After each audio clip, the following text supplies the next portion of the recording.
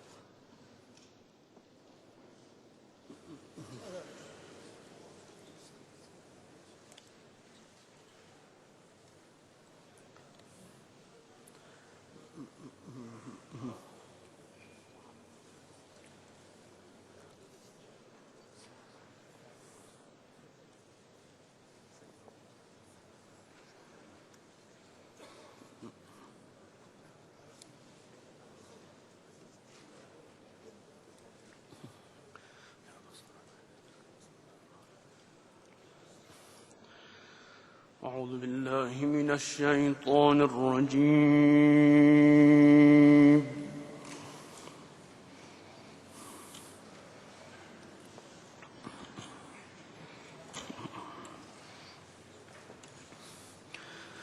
بسم الله الرحمن الرحيم.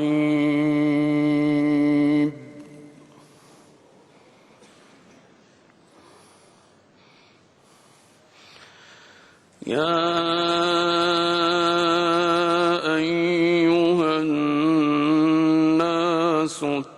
اتقوا ربكم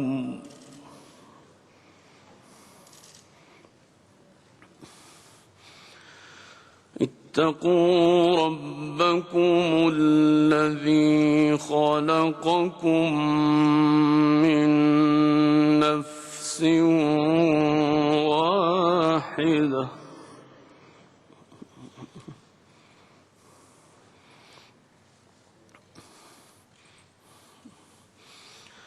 بسم الله الرحمن الرحيم.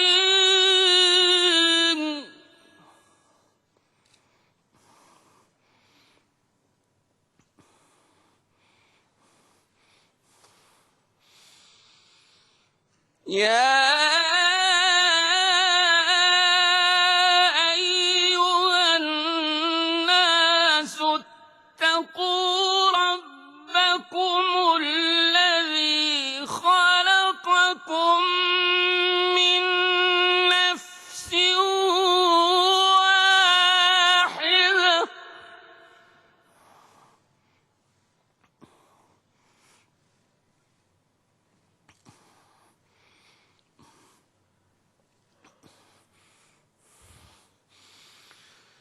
اتقوا ربكم الذي خلقكم من نفس واحدة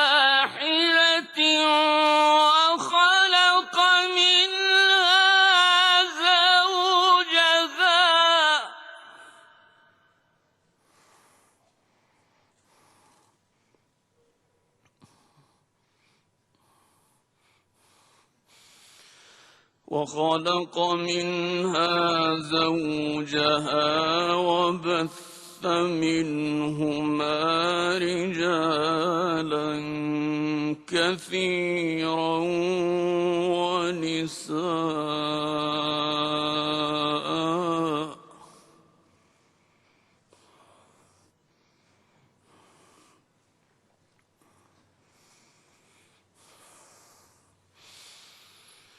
وخلق منها زوجها وبث منهما رجالا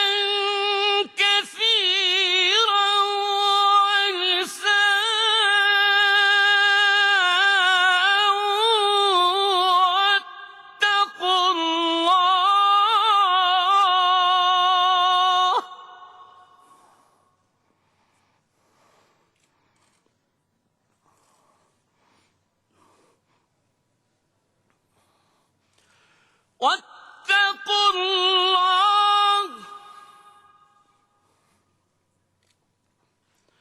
واتقوا الله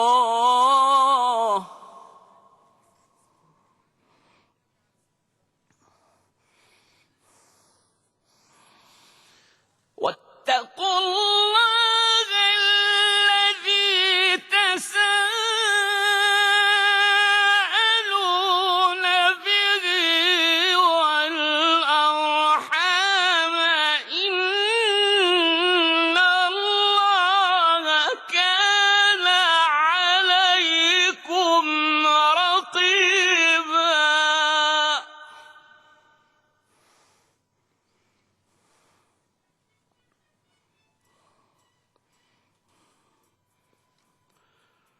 واتقوا الله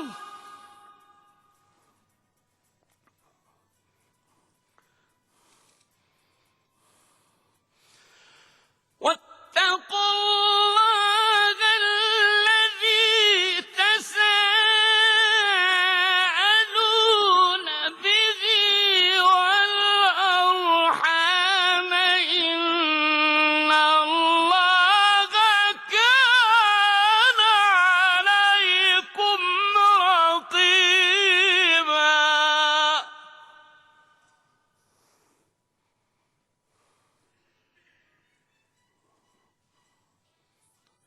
واتقوا الله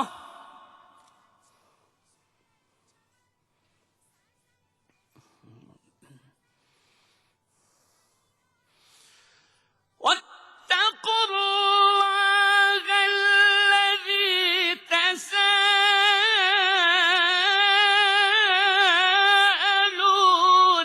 به والأرحام إن الله كان عليكم رقيبا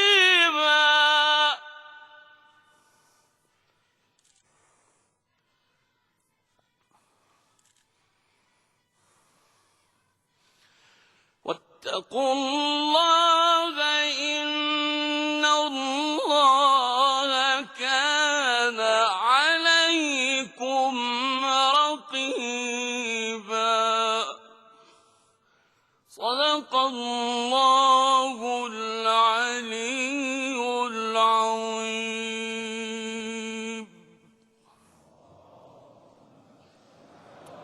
أيها أنفسكم أحسنت.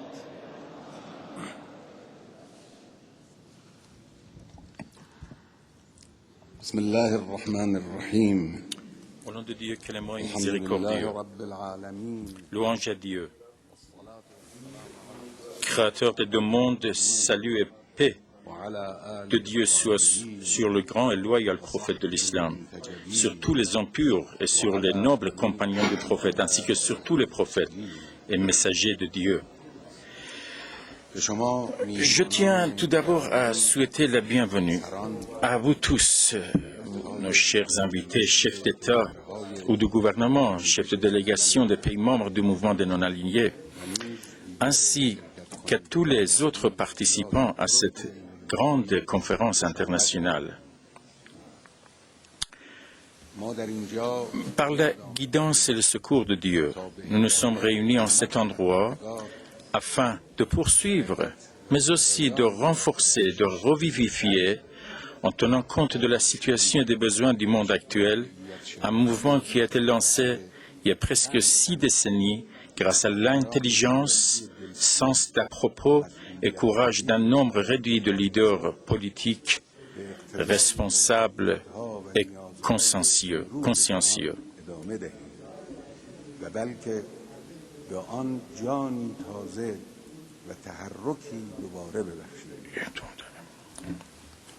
Nos invités ici présents viennent de régions géographiques proches et lointaines et appartiennent à des nations et des races différentes ayant des appartenances confessionnelles, culturelles, historiques et génétiques différentes.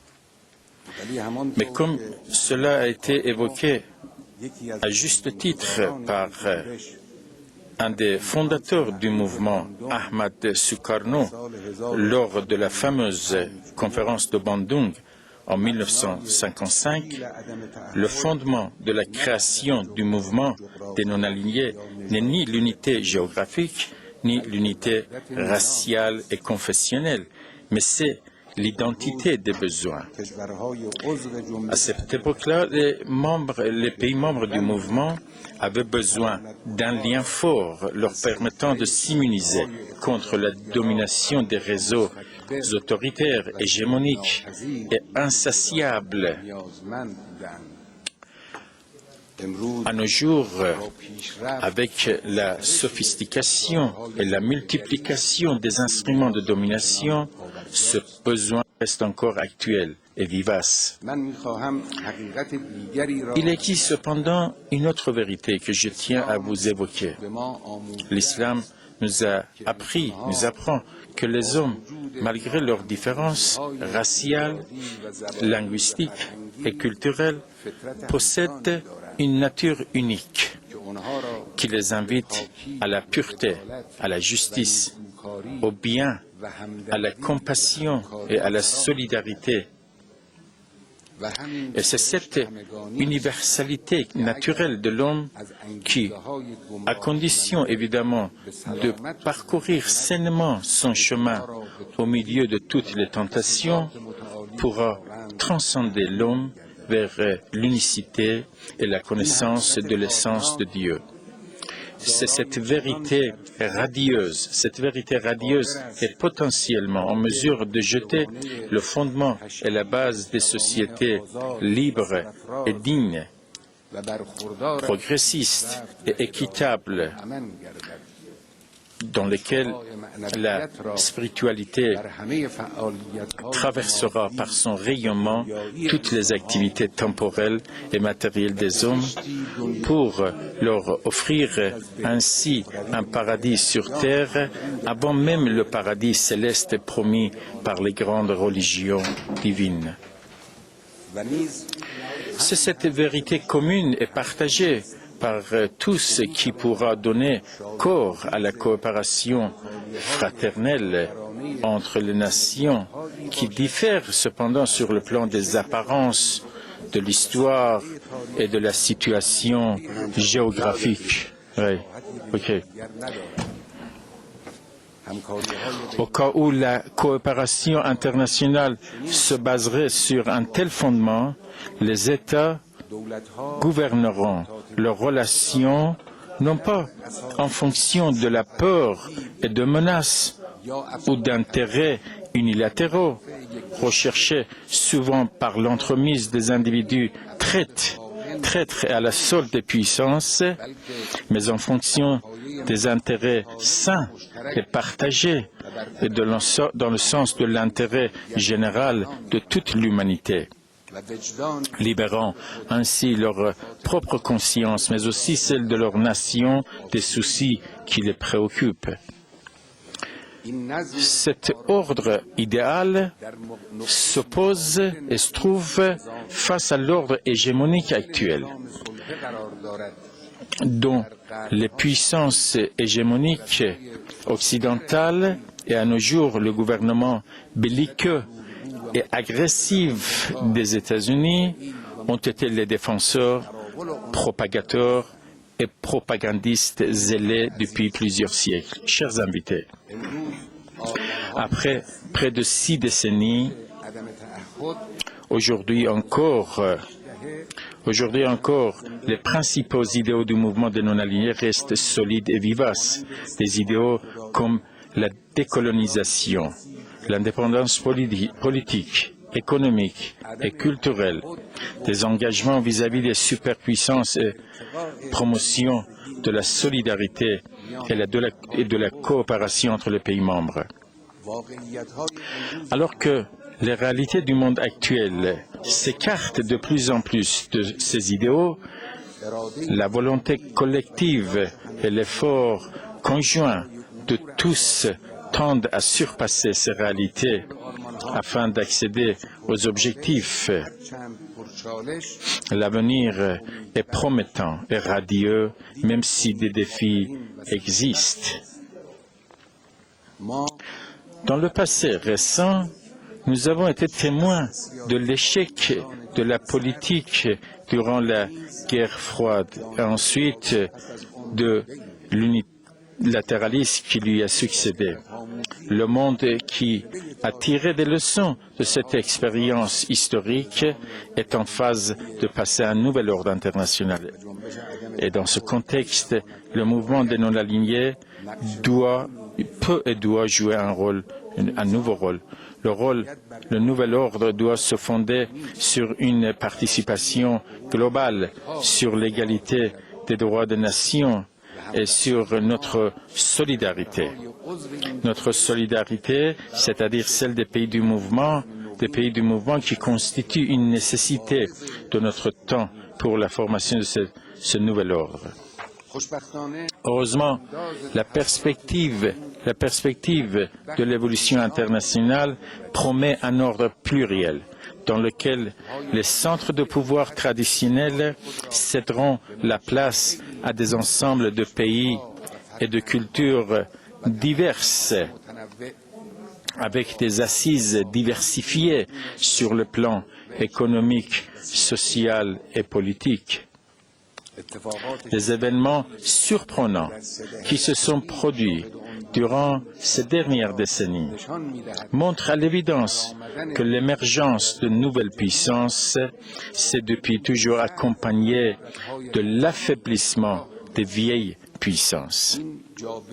Ce déplacement des centres de pouvoir fournit aux pays non alignés cette opportunité de jouer un rôle plus efficace et plus digne sur la scène internationale et de jeter ainsi la base d'une gouvernance plus équitable et plus participative sur toute l'étendue de notre planète.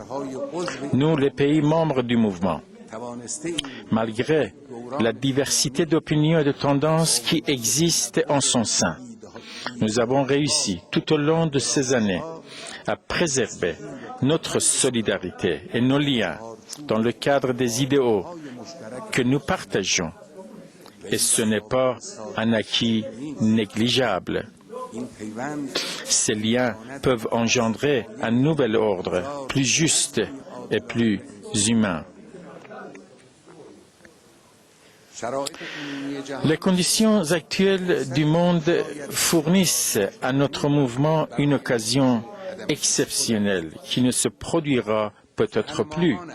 Ce que nous avons à dire, c'est que la direction du monde ne doit pas être l'apanage et le monopole d'un nombre réduit de dictatures occidentales. Il faut pouvoir organiser et garantir un partenariat démocratique international capable de gérer le monde sur le plan international. Voici le besoin que ressentent tous les pays qui ont souffert et souffrent encore aujourd'hui, directement ou indirectement, de la mainmise de quelques pays dominateurs et hégémonistes.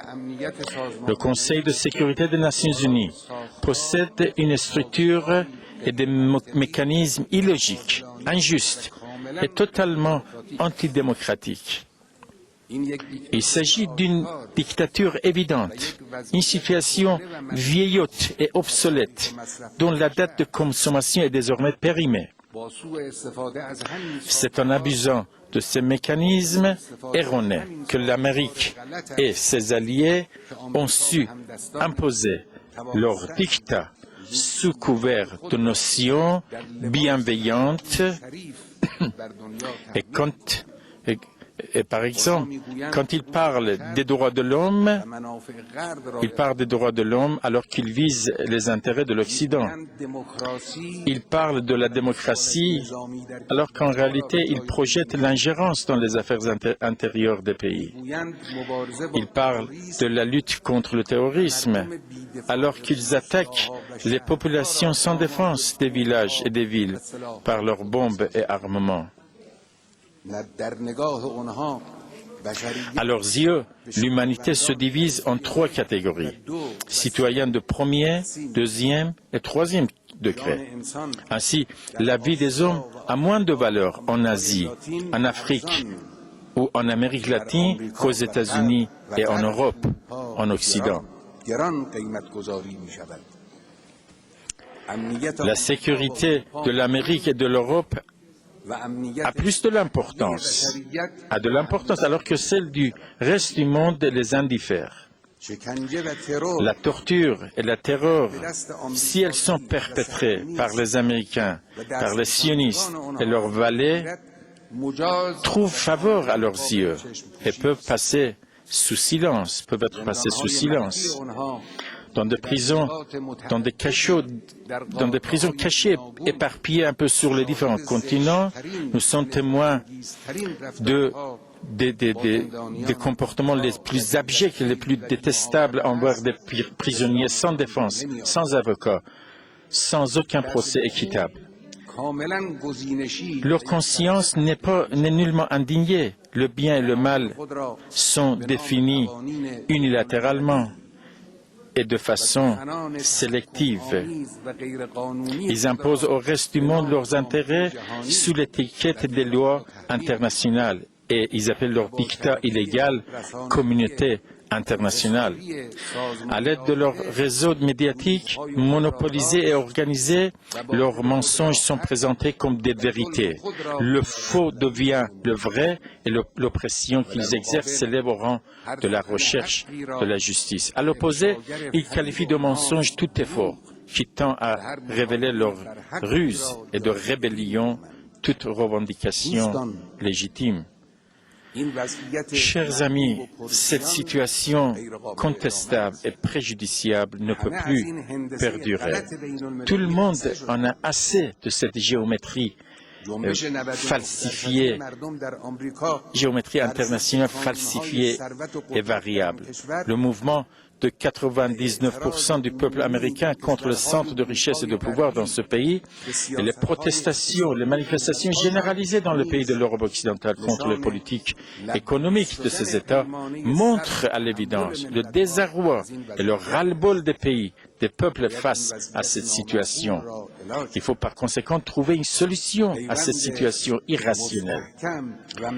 Le lien solide, logique et tous azimuts existant entre les pays membres du mouvement des non-alignés pourra être d'une grande efficacité dans la recherche d'une voie de traitement et de guérison pour cette situation pathologique. Respectables participants, la paix et la sécurité internationale constituent les problèmes majeurs de notre temps. Le désarmement des arsenaux de destruction massive, catastrophique, constitue une nécessité urgente, prioritaire, une demande universelle. Dans le monde actuel, la sécurité constitue une exigence commune qui ne connaît pas de discrimination. Ceux qui stockent des armes anti-humaines dans leurs arsenaux n'ont pas le droit de se faire prévaloir en tant que porte-étendard de la sécurité mondiale, car sans aucun doute, cela n'apportera pas la sécurité ni pour le monde, ni pour eux-mêmes.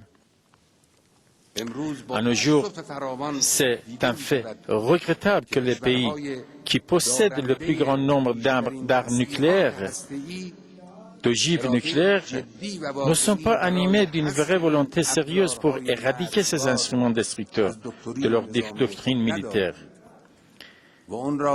et les considèrent comme toujours un élément dissuasif, un indicateur important dans la définition de leur place politique et internationale.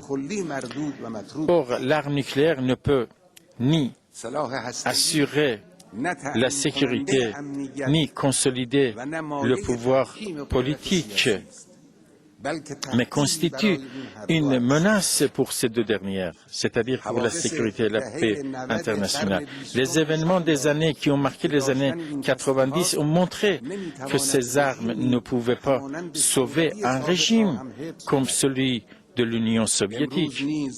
Aujourd'hui encore, nous connaissons des pays qui, malgré la possession de la bombe atomique, sont confrontés à des vagues successives d'insécurité destructive. La République islamique d'Iran considère comme un grand et impardonnable péché la possession d'armes nucléaires et chimiques, ainsi que de toute autre arme de ce genre. Nous avons avancé pour notre part le slogan d'un Moyen-Orient dénucléarisé et nous y restons attachés. Cependant, cela ne signifie absolument pas un renoncement au droit d'utiliser l'énergie et la combustion nucléaire. L'usage pacifique de cette énergie constitue un droit pour tous les pays, conformément aux lois internationales. Tout le monde devrait avoir le droit d'utiliser cette énergie saine dans différents domaines d'importance vitale par ailleurs pour les pays et les peuples, être indépendants des autres pays dans l'application de ce droit. Quelques pays occidentaux qui possèdent eux-mêmes l'arme nucléaire et sont de ce fait en infraction à l'égard du droit international s'efforcent à tout prix de préserver et d'éterniser en leur faveur le monopole de la production et de la commercialisation du combustible nucléaire dans des centres appelés faussement centres internationaux, mais qui ne sont en fait que dans les mains d'un nombre restreint de pays occidentaux.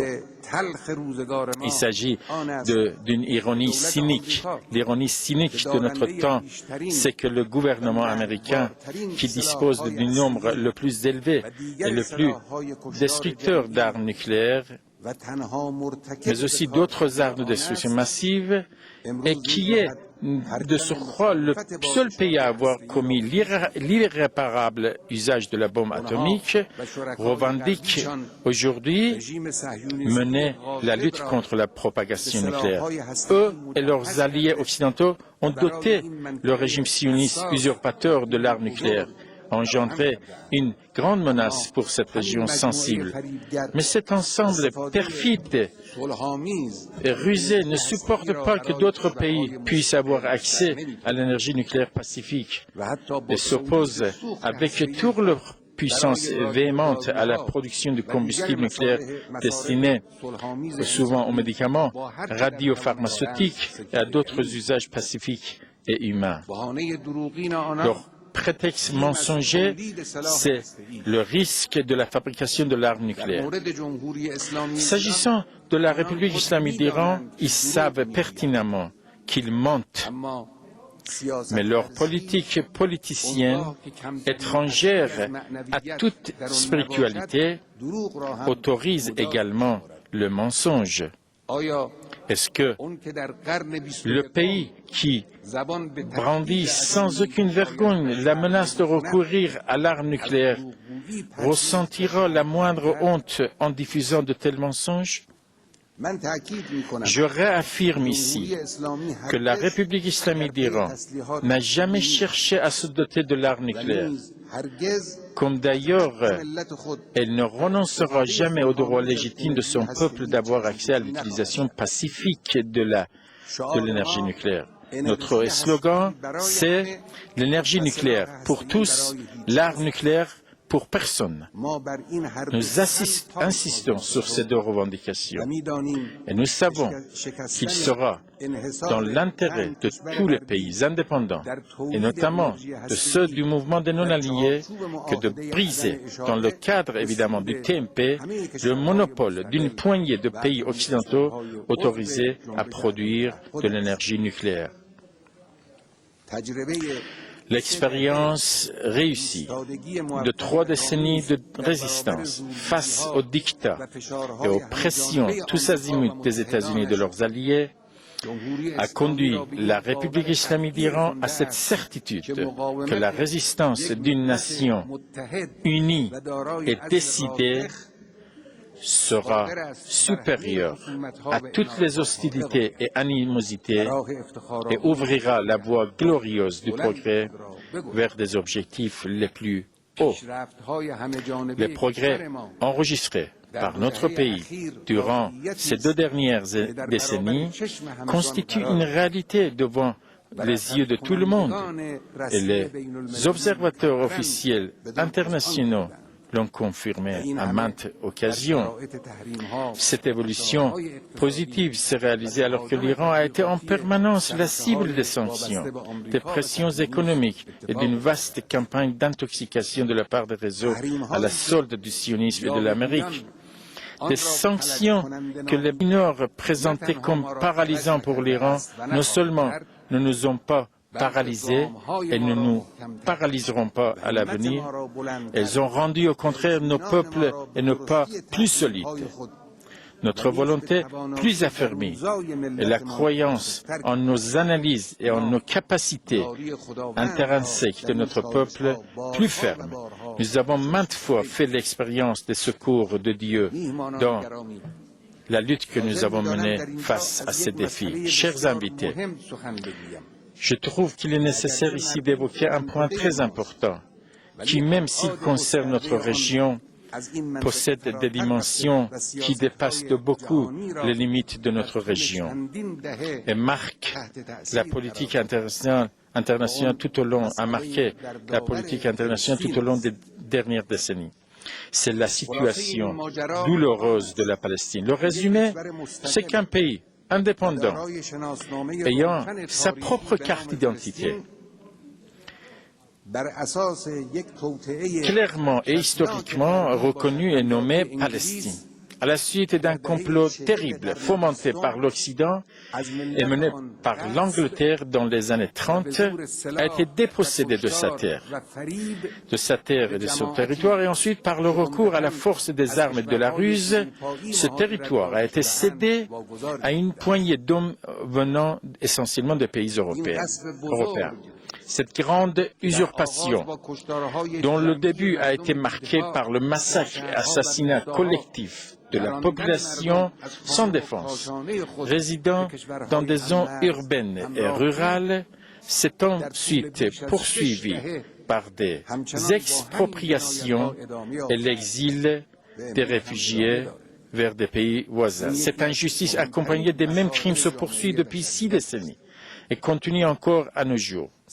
Il s'agit d'un problème majeur de l'humanité.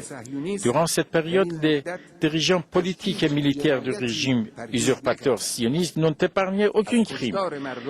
Massacre des civils, destruction des maisons et des fermes, arrestation et torture des hommes, femmes et enfants,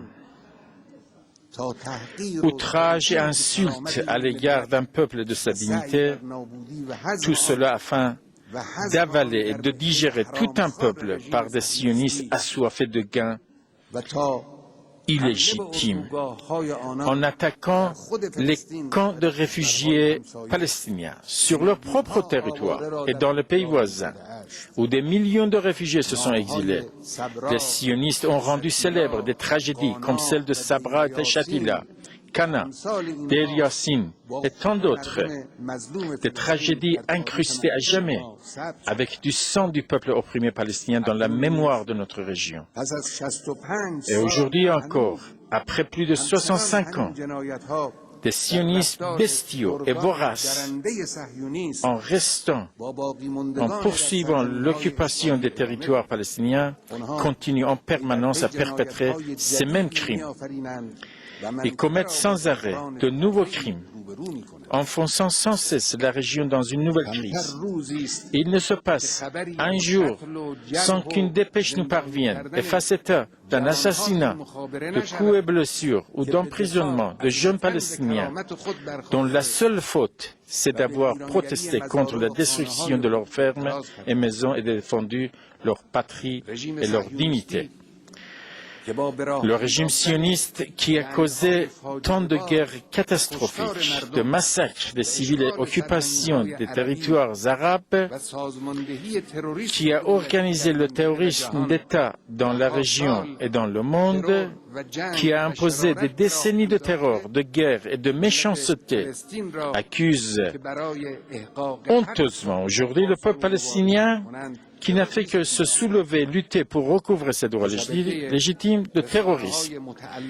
Et les médias appartenant au sionisme, ainsi que nombre de médias occidentaux à leur solde, en piétinant tout engagement professionnel et éthique, répètent ce grand mensonge.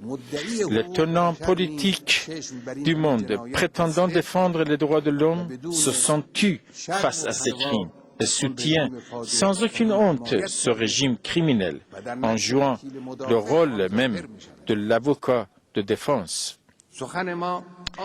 Notre propos, c'est que la Palestine appartient à tous les Palestiniens et que la poursuite de l'occupation constitue une grande et insupportable injustice et un danger majeur pour la paix et la sécurité du monde. Toutes les solutions avancées jusqu'à présent par les Occidentaux et leurs alliés pour le règlement de la question palestinienne ont été erronées, inefficaces et ont échoué. Et la même situation prévaudra à l'avenir. Nous avons pour notre part proposé une autre solution, une solution équitable et tout à fait démocratique. Tous les Palestiniens, cette solution consiste à dire que tous les Palestiniens résidant actuels en Palestine ou ceux qui se sont réfugiés dans les autres pays et qui ont préservé leur identité palestinienne, qu'ils soient musulmans, chrétiens ou juifs, participeront, suivant notre plan, à un référendum général avec un contrôle précis et sûr de son déroulement et choisiront le régime politique qu'ils souhaitent. Tous les Palestiniens qui ont tant souffert durant ces années d'exil retourneront dans leur pays et prendront part au référendum et ensuite à la rédaction de la nouvelle constitution et des modalités des élections. Vous verrez, la paix s'ensuivra. Et je tiens ici à donner un conseil bienveillant aux hommes politiques américains qui jusqu'à présent se sont présentés comme défenseurs et protecteurs du régime sioniste. Ce conseil consiste à leur dire que ce régime vous a causé beaucoup d'ennuis jusqu'à présent. Aujourd'hui, vous êtes haïs par les peuples de la région parce qu'ils vous considèrent comme alliés de ces crimes.